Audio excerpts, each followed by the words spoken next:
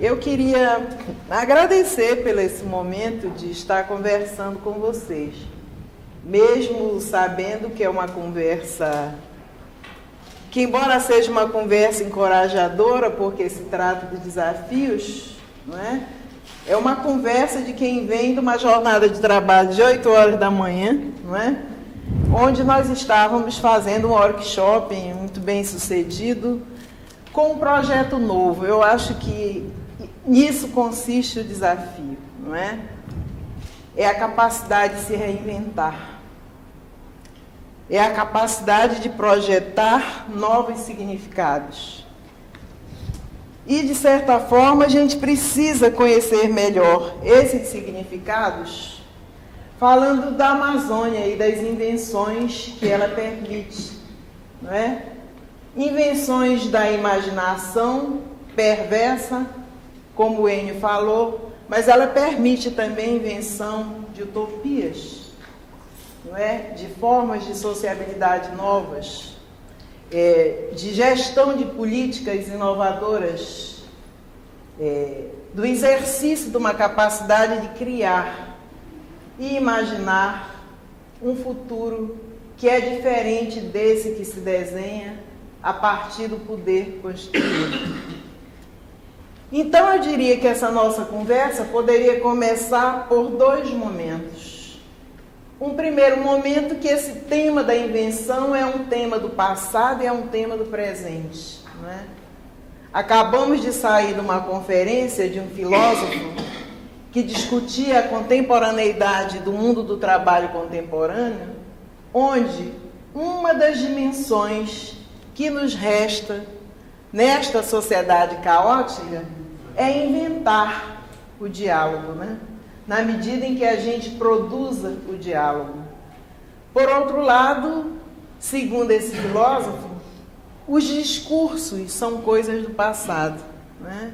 Na medida em que os discursos se debruçam sobre uma codificação antiga, uma codificação que não nos serve mais.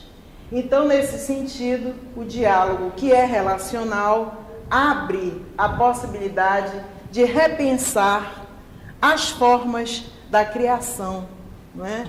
E nesse sentido, eu acho que a ciência e a arte têm tudo a ver, não é?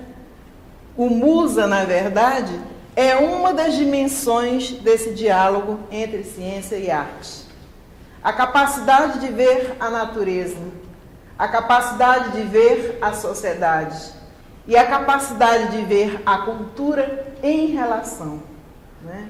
Então, neste sentido, é que eu ponho o tema da invenção no dia de hoje e nessa relação do passado e do presente. Quando a Neide Gondim escreveu A Invenção da Amazônia, ela estava também pensando o Brasil, ou as formas pelas quais o imaginário ficcional criou um Brasil profundo, não é? Um Brasil que só existia na oposição entre o sertão e o litoral, mas não na Constituição da Floresta, não na Constituição da diversidade dos povos, não na Constituição da árvore que chora, no caso a borracha, no caso o caos, não na Constituição das relações do capitalismo internacional com a Amazônia. Mas a Neide discutia aquilo que era predominante no domínio das nossas ciências sociais, que era a construção do Brasil. Ela dizia que construção coisa nenhuma. O Brasil não é produzido nem construído, ele é inventado, viu, Enio? E ele é inventado a partir do imaginário ficcional mundial, a partir de um conjunto de narrativas dos viajantes, a partir de inúmeras imagens que se fazia da natureza e da ciência, onde a Amazônia entra, não é, como um grande laboratório, como um laboratório do experimento, do exercício da fabulação ficcional e, ao mesmo tempo, entra como exercício das novas narrativas científicas modernas que estavam nascendo a partir do encontro da América com a Europa. Por que eu trago aqui essa tese da invenção? Porque ela precisa ser exercitada cotidianamente, não é? Não só na reflexão, mas na ação política. Não é? E quando o ato de convencer o Enio Candotti, não é, de colocar sua expertise e o seu perfil mobilizador nacional com uma tarefa fundamental para a Amazônia, não é, que talvez nem tenha sido entendida por muita gente, se pensava também numa forma de tirar a inteligência instalada da Amazônia do discurso, não é? De tirar a inteligência instalada do seu fazer burocrático, de tirar a inteligência instalada do seu marasmo, da sua inatividade, e de tirar a inteligência instalada num movimento muito concreto e muito transparente de inaugurar um diálogo com o Brasil, não é? A partir de nós próprios, a partir, obviamente, de várias formas de intervenção da inteligência e de várias tarefas que nós imaginamos como missão.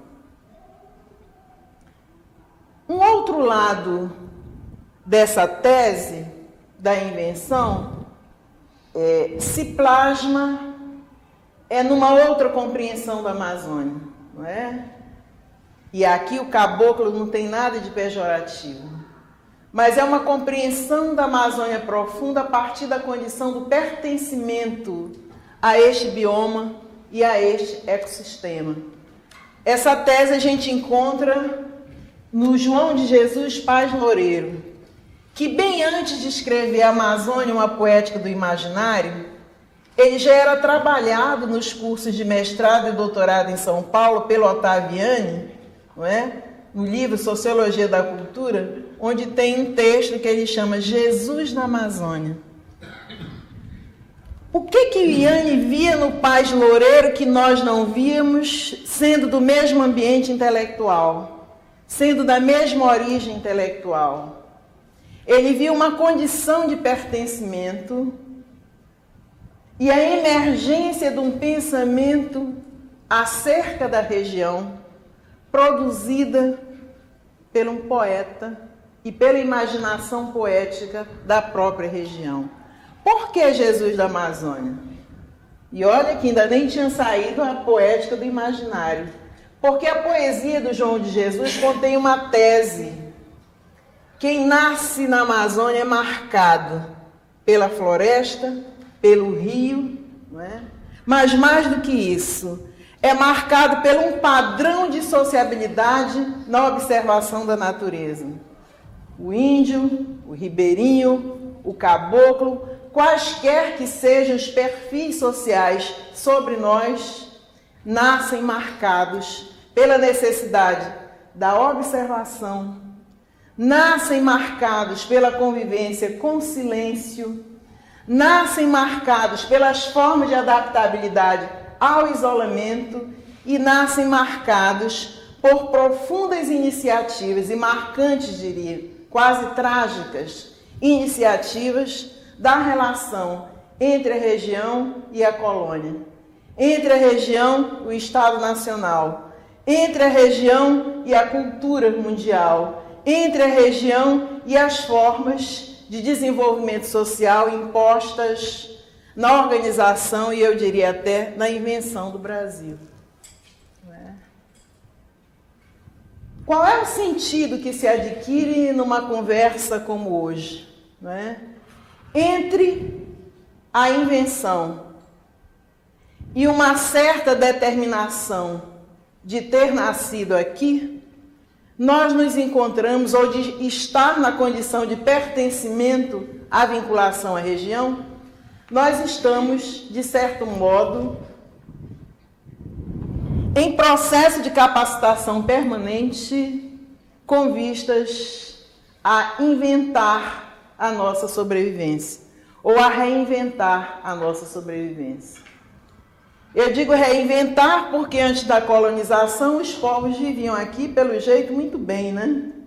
Segundo a antropologia, a demografia histórica, a arqueologia, viviam bem.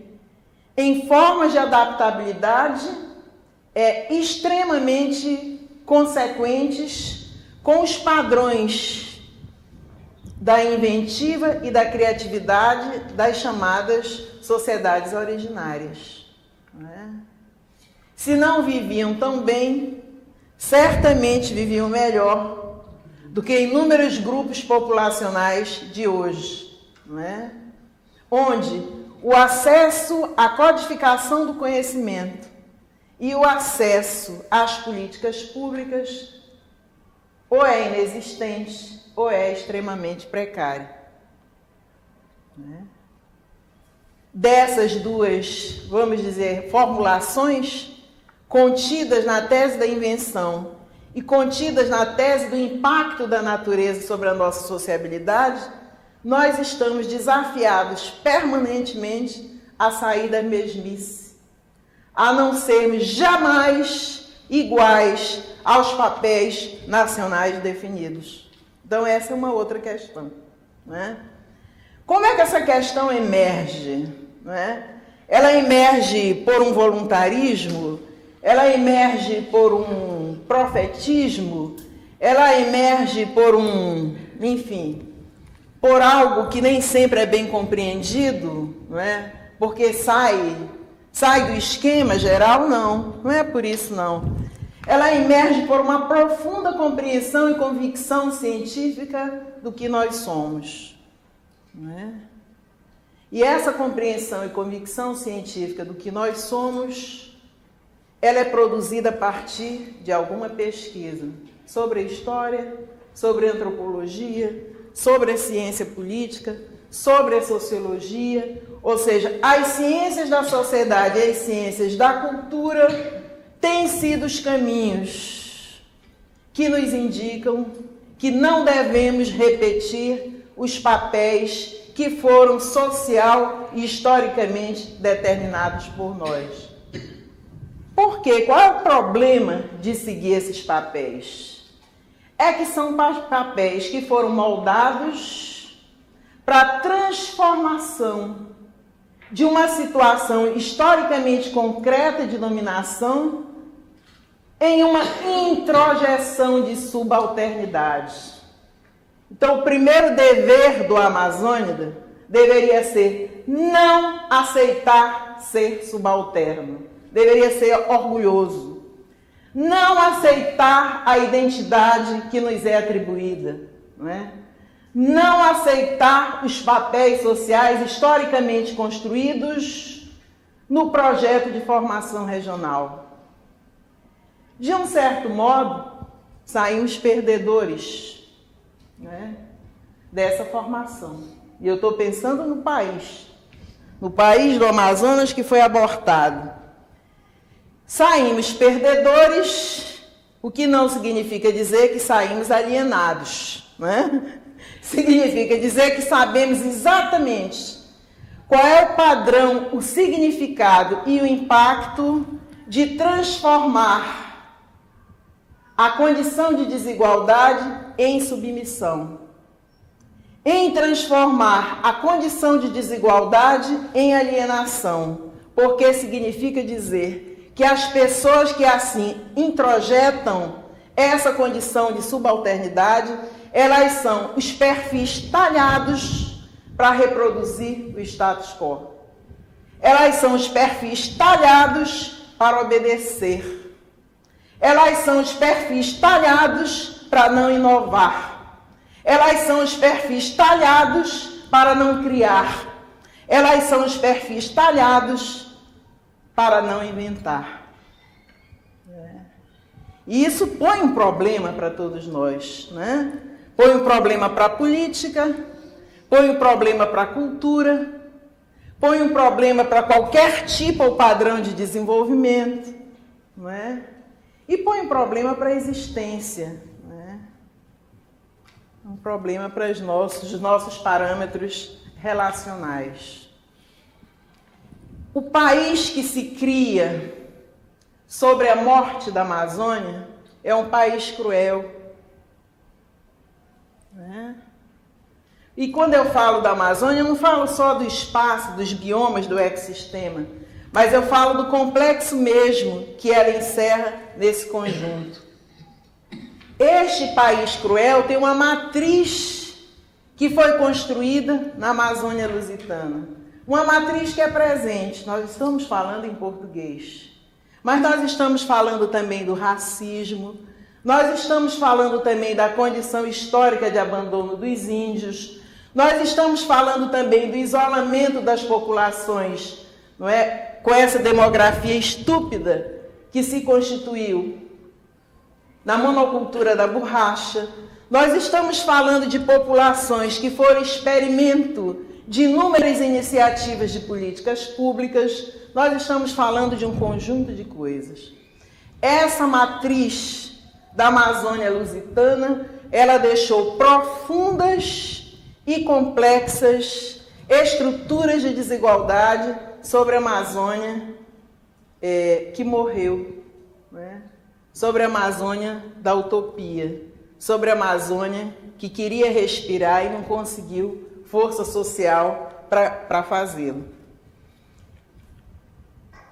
O país ao qual nos pertencemos deixou de lado uma outra possibilidade, não é?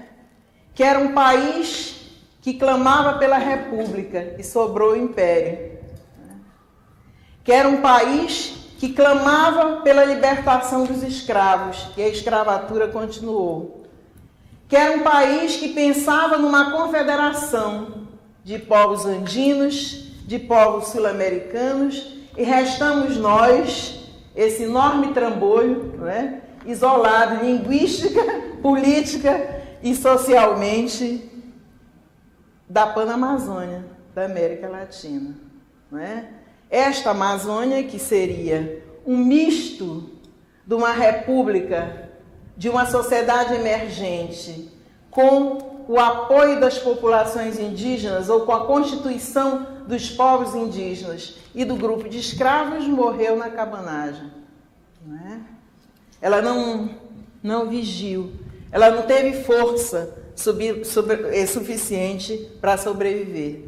Ou seja, esta Amazônia, que é um projeto político que foi abortado, não é? Com todas as estruturas históricas, culturais e políticas que o desenvolvimento da colonização permitiu, é uma Amazônia que ainda está esperando a intervenção científica, o compromisso político e um projeto nacional que lhe dê espaço, que lhe dê voz, mas especialmente que lhe crie as condições, não é, de autodeterminação, não é, e de dirigir o seu próprio rumo.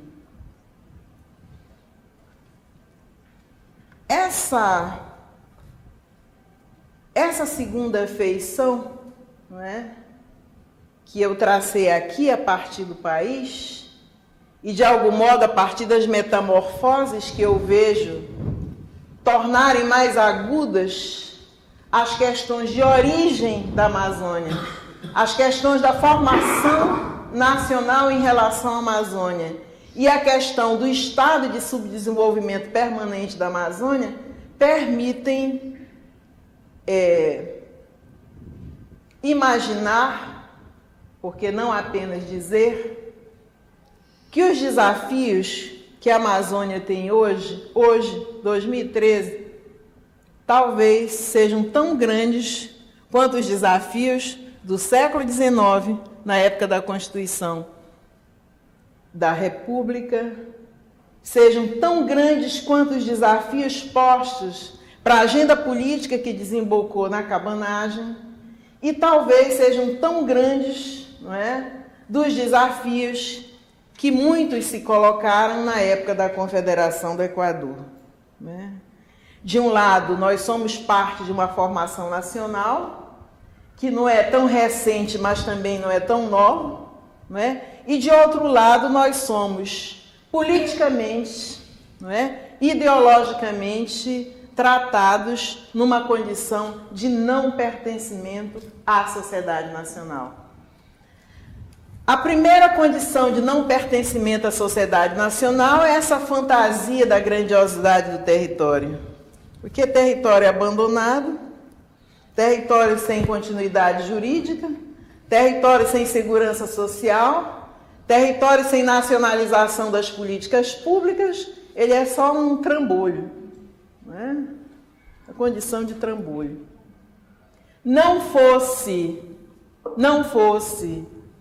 pelo banco genético, não fosse pelos biomas, não fosse pelos ecossistemas, certamente a nossa condição contemporânea seria pior do que qualquer país africano. Né? Grosso modo, a tal sustentabilidade da Amazônia é a sustentabilidade ancestral.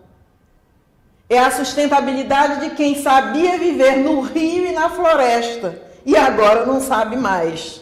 Agora depende do feijão com jabá e do supermercado e dos produtos da cesta básica que a FUNAI dá.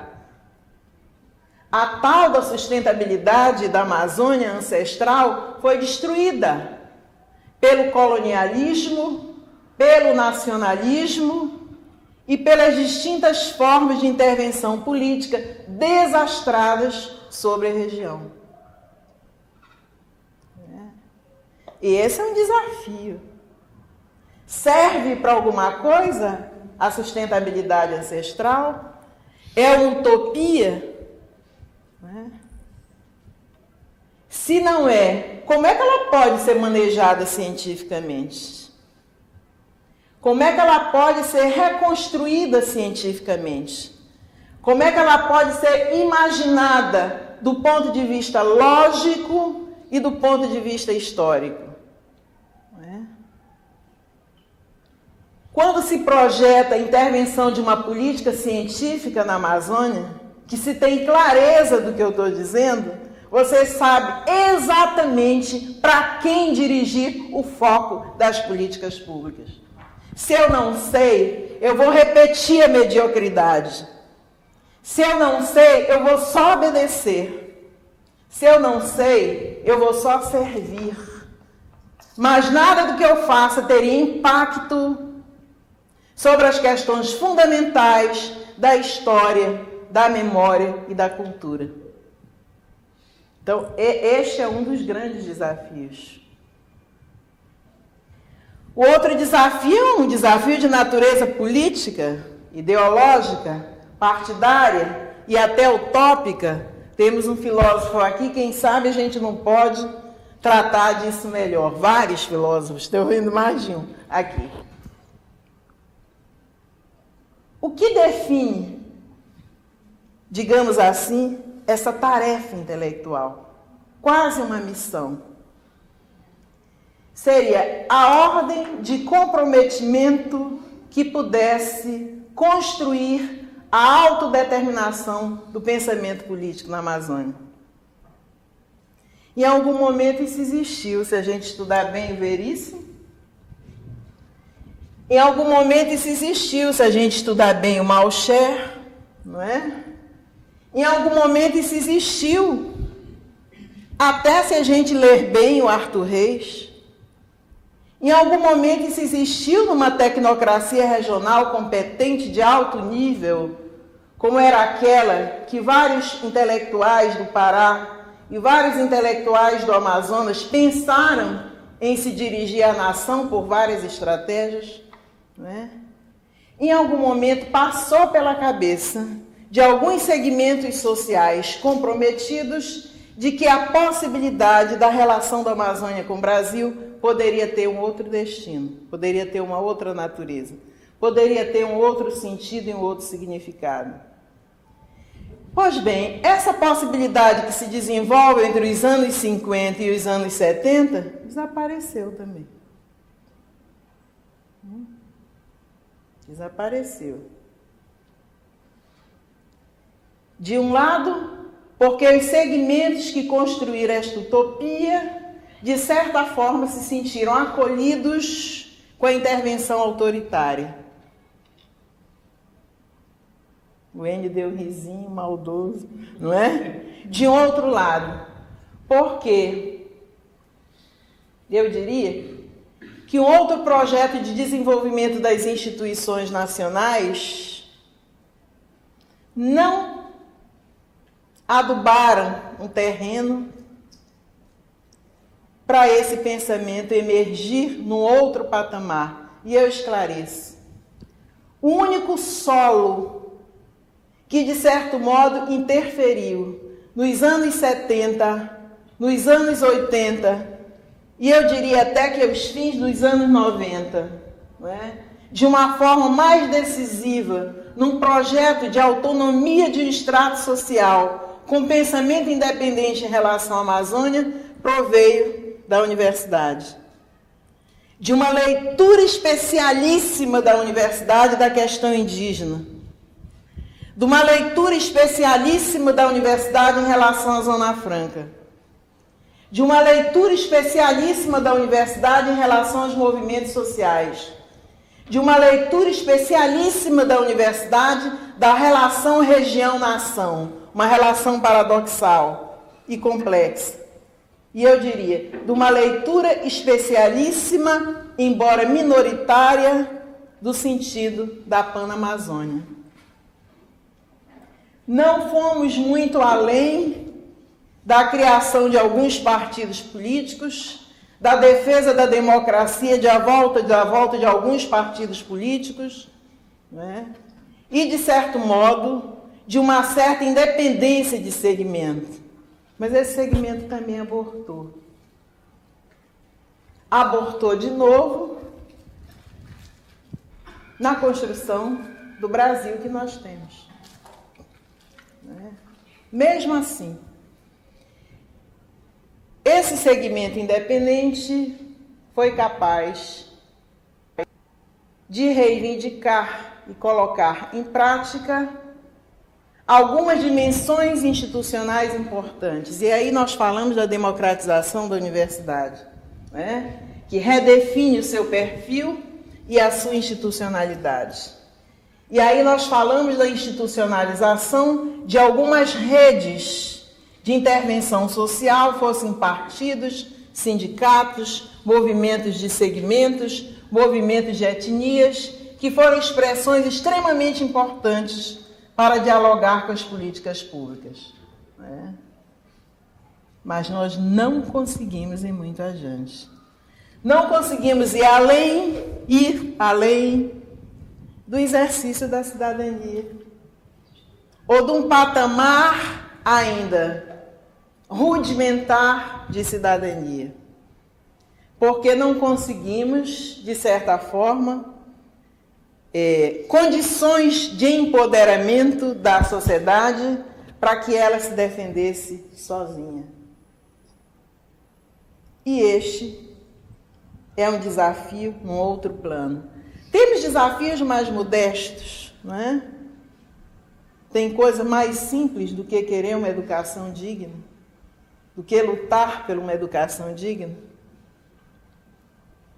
Tem coisa mais simples do que lutar pela sobrevivência, do que assegurar empregos.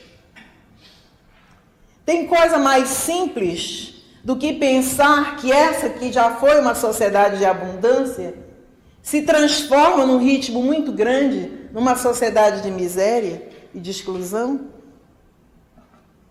Tem coisa mais simples do que ver a paisagem urbana totalmente destruída, totalmente falida pela incompetência gerencial, pela falta de imposição política, mas especialmente porque o laissez-faire dá votos, né? Deixar uma pessoa defecar na rua, montar a qualquer momento uma quitanda na frente de uma igreja, na frente de um prédio público, dá votos. Né? Pensar, por exemplo, em coisas tão simples, de que a maior bacia hidrográfica do mundo não tem água potável para as pessoas. Tem coisa mais simples do que essa?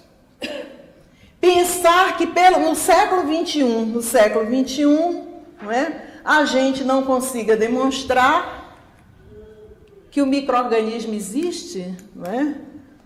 E que isso tem a ver com um conjunto de doenças, isso tem a ver com um conjunto de políticas públicas, isso tem a ver com inúmeras estratégias de abastecimento da alimentação e de proteção à saúde.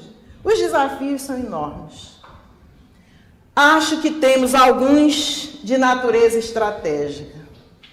Em alguns que eu confio muito, em que eu acho que a persistência e a convivência de pessoas nesse espaço, alimentadas, não é, por alguém que já teve todo o reconhecimento científico na vida, como é o caso do Enio, persevera, não é? Não esquece jamais de discutir e de acreditar que há uma via.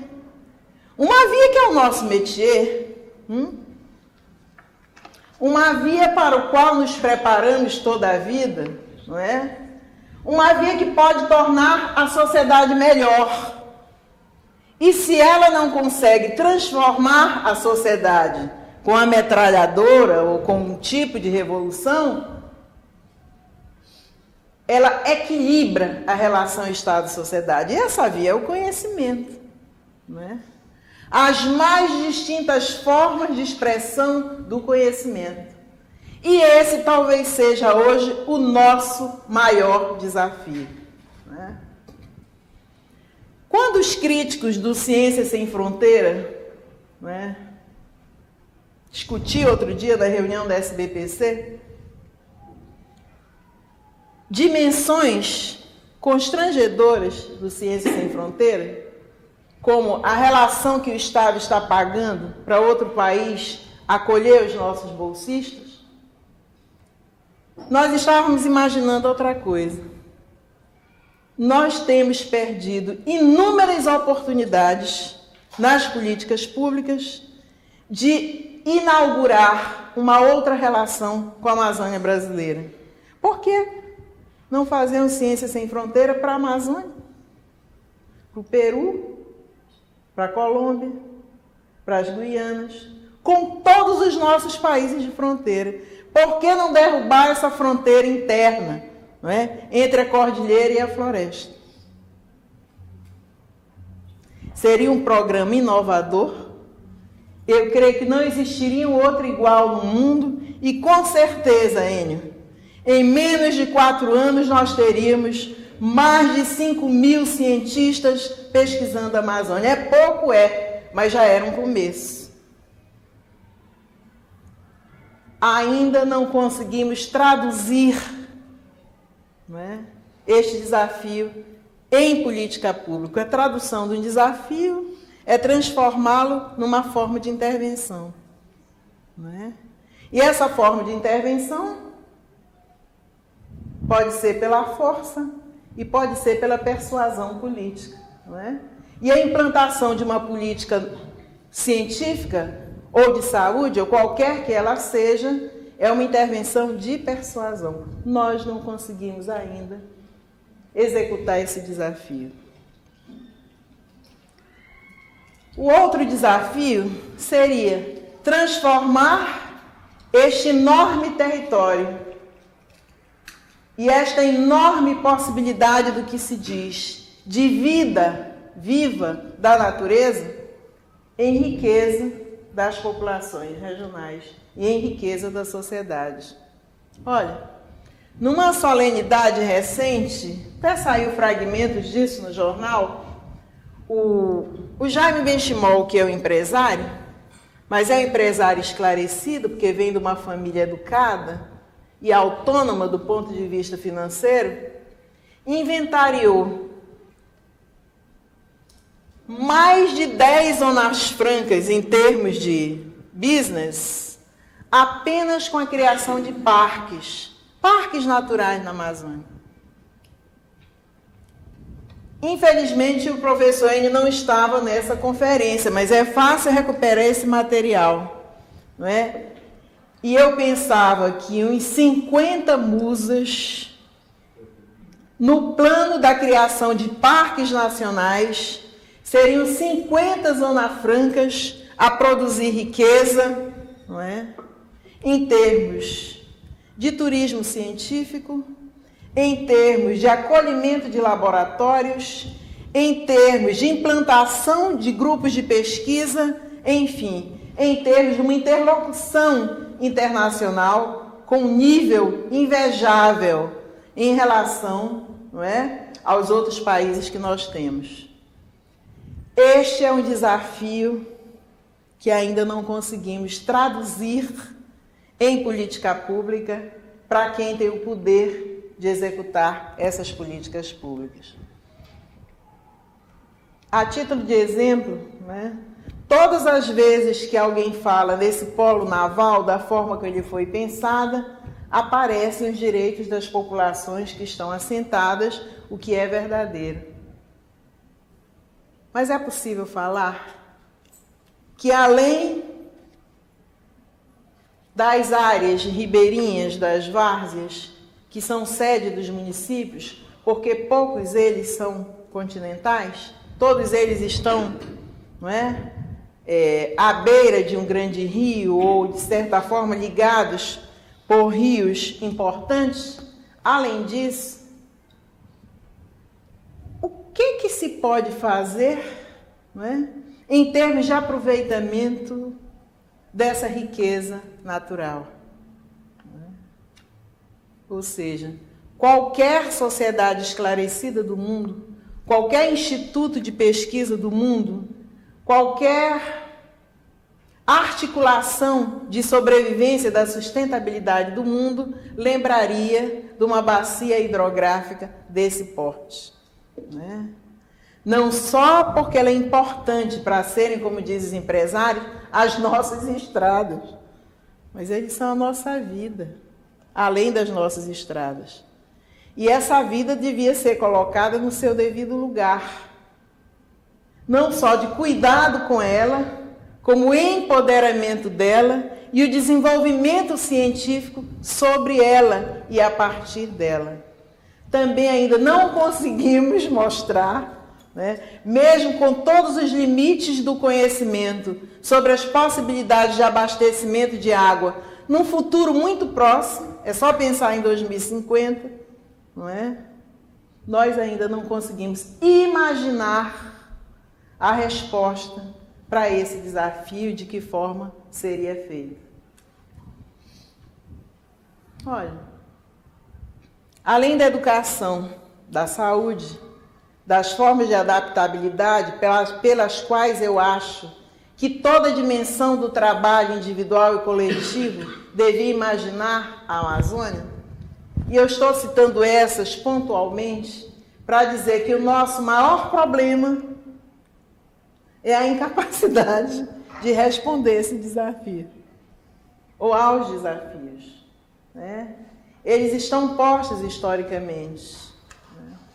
Mas o nosso maior problema consiste na incapacidade de constituir esse desafio como força social,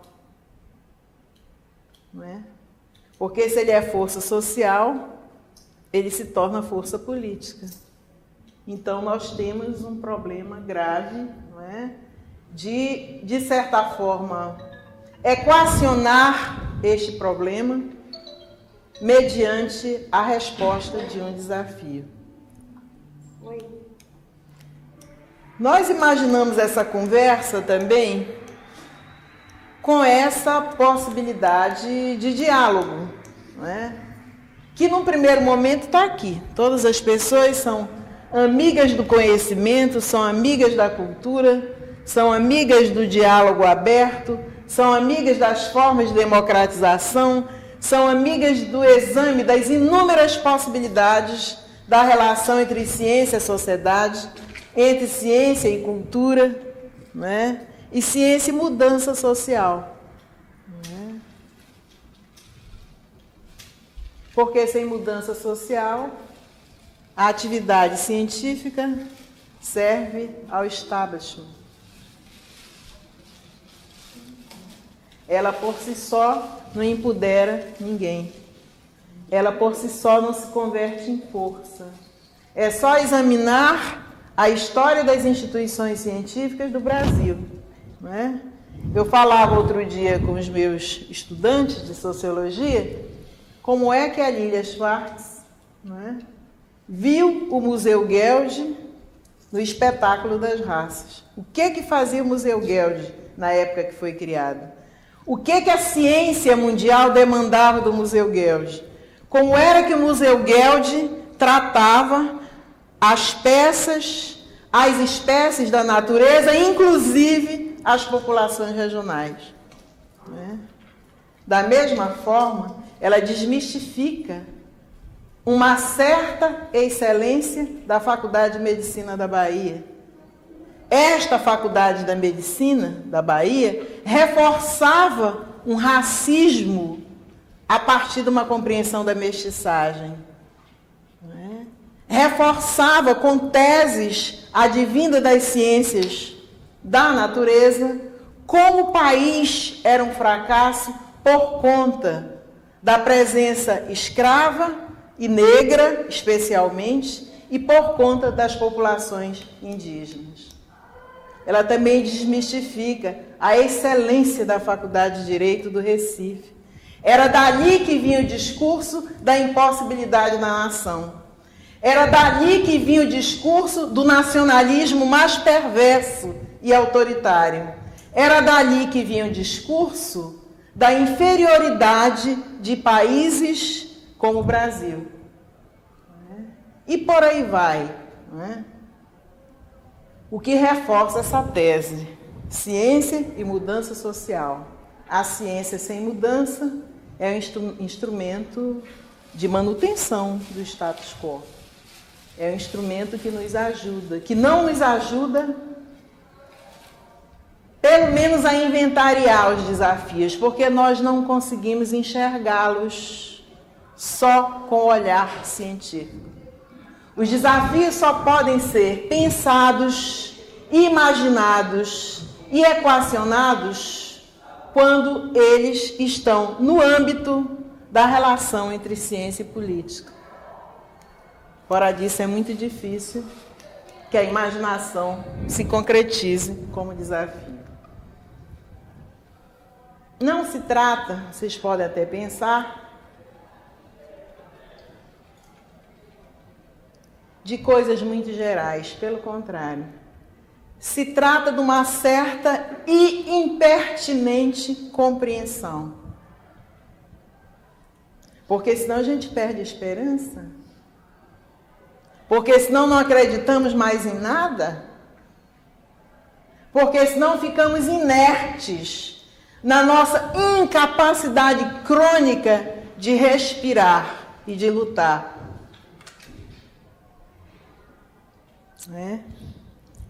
Tem um trecho aqui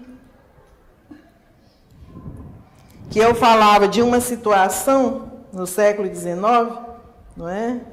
Onde essa situação de desilusão democrática era uma coisa recorrente no pensamento de alguns intelectuais que tinham muita dificuldade de compreender o lugar da Amazônia no Brasil. E mais do que isso, tinham muita dificuldade de compreender a desigualdade pela qual a formação nacional se implantava. Ou seja, a República Libertária do Povo foi trocada pela República das Classes, Estamentos e Privilégios. Não é? Isso, de certa forma, sufocou inúmeros projetos da democracia. Isso, de certa forma, sufocou inúmeras possibilidades de desenvolvimento científico. Isso sufocou inúmeras possibilidades de que esta sociedade nacional que chamamos de Brasil, ela se viabilizasse de uma outra forma e de uma outra maneira. Quando o Enio me convocou para essa missão, eu acho que eu estou aqui numa missão, imagino, não é? eu diria o seguinte: se a gente acolhesse a tese de que a natureza nos marca, mas de uma forma positiva, eu diria que a Amazônia me marcou sempre pela grandeza e pela solidariedade com a qual ela convive e reproduz a vida, né? Entre os seres humanos, entre os seres vivos não humanos, numa complexidade de equilíbrio que precisa ser examinada muito detalhadamente por todos nós, né? Eu acredito que o homem da Amazônia é um observador nato, e porque ele é um observador nato, ele tem um mecanismo de intervenção diferente sobre a natureza e sobre a sociedade. Esse mecanismo de intervenção nem sempre é muito claro, não é? Mas nos permite dizer que ele tem uma enorme capacidade de resistência em não deixar fazer.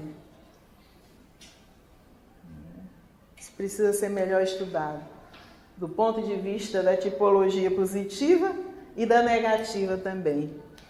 Mas é preciso dizer que essa enorme capacidade de resistência nos qualifica para um padrão de adaptabilidade que não é só da natureza, é de uma adaptabilidade aos percalços, especialmente uma adaptabilidade de resistir à dor e à distância, né? De algum modo, eu acredito que este desafio nós manejamos bem, porque sobrevivemos, né? Somos um lado do Brasil que, apesar de tudo, sobreviveu. Somos um lado do Brasil, como João Pacheco disse outro dia em sala de aula, não é? Somos um lado do Brasil que é vitorioso, porque éramos para estar todos liquidados e estamos aqui, não é? E isso se traduz, eu acredito, seja naquilo que o Milton Santos chama na força dos lentos. Eu tenho uma certa incapacidade de aceitar a lentidão como força, seja naquilo que se projeta como uma missão para o futuro, que se prolonga em cada jovem cientista, que se prolonga em cada curioso sobre a Amazônia. Muito obrigada.